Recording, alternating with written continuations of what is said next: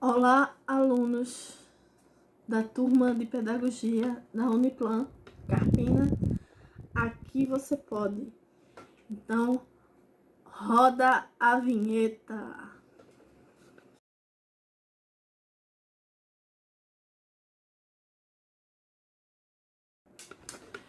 Bem, aqui na Uniplan, né? Você pode. E vamos iniciar nossa aula de pedagogia. O tema de hoje vai ser a filosofia na Idade Média. Eu vou até tirar o óculos aqui. A filosofia na Idade Média pode ser considerada como um pensamento filosófico ocidental que preencheu o espaço entre o fim do mundo antigo, determinado pela queda do Império Romano do Ocidente e pelo começo dos tempos modernos, que tem seu início a partir da conquista de Constantinopla ou do princípio da reforma religiosa em 1517. Então, a questão da filosofia, né, para a Idade Média foi justamente coincidiu com a queda do Império Romano e com a questão da reforma religiosa. Por isso que a gente vai perceber ao longo da nossa aula de hoje que a questão filosófica da Idade Média está muito ligada à questão também religiosa. Então, vamos prosseguir. Então, vamos dividir a filosofia na Idade Média, né, em dois grandes períodos, né? Então, a filosofia patrística e a filosofia escolástica.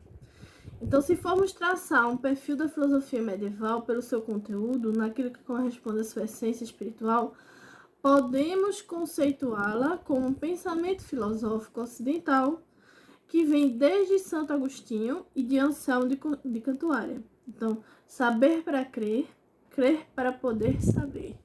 Então, esse período da filosofia, ela ficou muito coligada com a religião.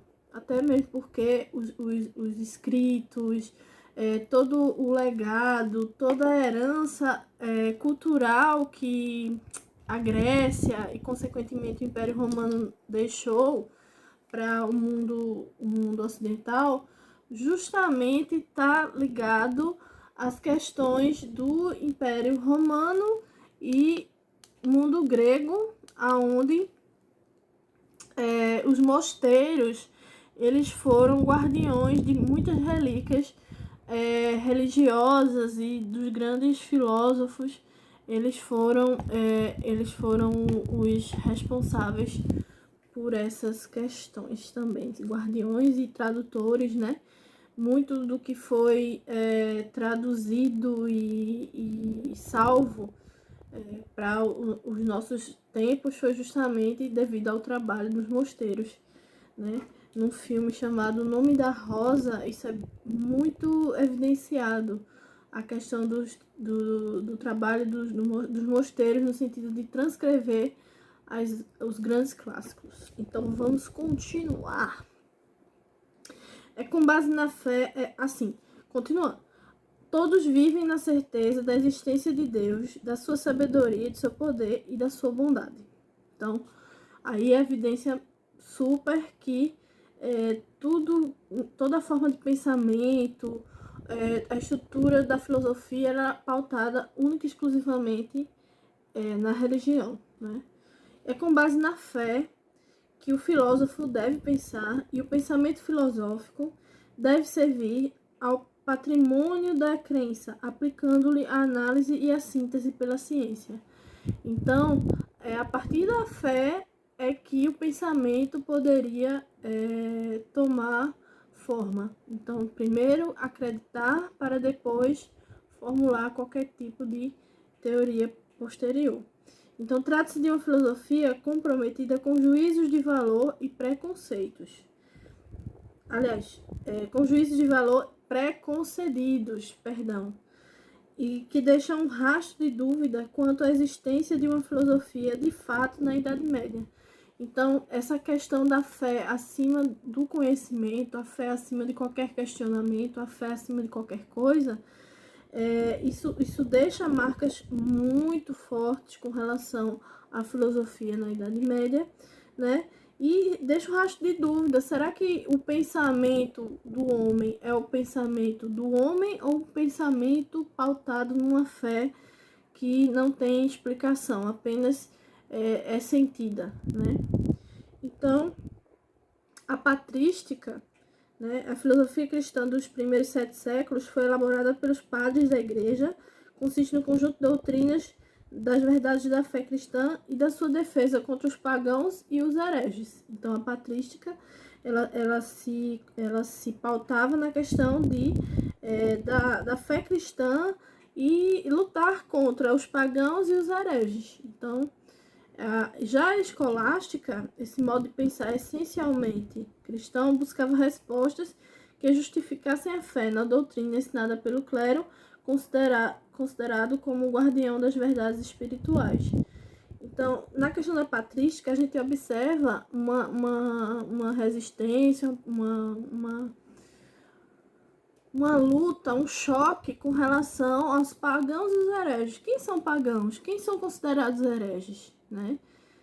Quem são essas pessoas que a gente pode considerar elas hereges? Hoje em dia, tipo, existem diversas religiões, diversas igrejas. Tipo, se eu não participo de uma igreja X, eu sou chamada de herege. Eu não tenho direito à salvação da minha alma pelo fato de eu não ter uma religião. Será que isso me faz pior ou melhor do que determinada pessoa? Então, são questionamentos que devem ser levados, ou pelo menos deveriam ser levados em consideração. Né? Na questão da escolástica, o modo de pensar, a gente busca as verdades, mas a partir do momento que elas são doutrinadas das figuras do clero. Então, já vinha a mensagem de um nível superior, né? Então, no início, ela foi disseminada nas catedrais, nos monastérios, para depois chegar às universidades. Então, o caminho da escolástica foi o caminho da religião para depois chegar na universidade.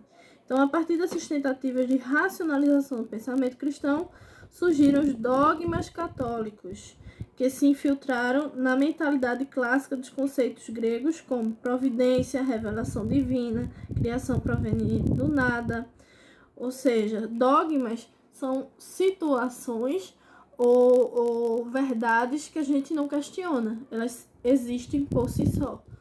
Então fica a dica, se vocês quiserem se aprofundar mais, procurar vídeos a respeito de dogmas, né, a questão da igreja da Idade Média, para vocês sentirem um pouco como era aquela sociedade. Então a tarefa dos escolásticos consistia em harmonizar ideais platônicos com fatores de natureza espiritual inseridos no cristianismo vigente ocidental. Então, a Idade Média, a questão da filosofia da Idade Média, houve um retrocesso no sentido de, novamente, ligar o pensamento filosófico às questões que vinham do Deus, né? Se antigamente as questões eram direcionadas aos deuses, com relação aos dogmas da igreja medieval e da filosofia da Idade Média, houve esse retorno a explicações e situações voltadas a Deus, né? Então a igreja ela tomou para si um espaço fundamental no pensamento dos filósofos, no pensamento das pessoas que estavam responsáveis pela produção cultural daquela época. Então, fica o assunto de hoje, a aula de hoje encerrou. Então, você quer dar Uniplan, aqui você pode. Uniplan Unidade Carpina, aula de filosofia, né? Então, meu muito obrigado e até a próxima aula. Bons estudos!